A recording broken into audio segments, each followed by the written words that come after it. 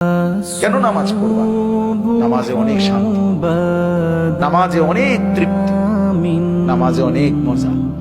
আল্লাহর কোরআন অনেক সুন্দর, অনেক শান্তি।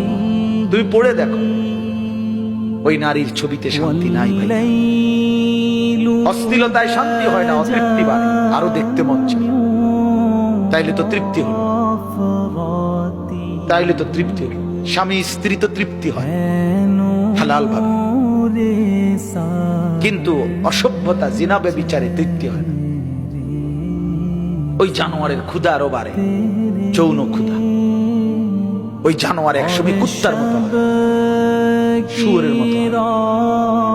ব্যভিচারী অসভ্য নারী লোভী একদিন কুকুরের মতো হয়ে যায়। ইন তাহমিল আলাইহি ইয়ালহাস, এরপরে কি আও তাতরুকহু ইয়ালহাস। জানেন না এটার অর্থ মিয়া কি, বুঝবেন মনে না করলে।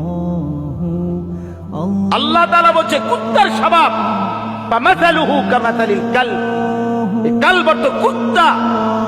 আল্লাহ বলছে দুনিয়া লোভী কুত্তার মতো। মানে কি? ইন তাহমিল আলাইহি ইয়ালহাস আও তাতরুকহু ইয়ালহাস। তার উপরে বোঝা চাপাই দিল, জিহ্বা বাইর করে দেয়, ছাইরা দিল, জিহ্বা বাইর করে দেয়। এটা অর্থ, আয়াতের অর্থ মিয়া।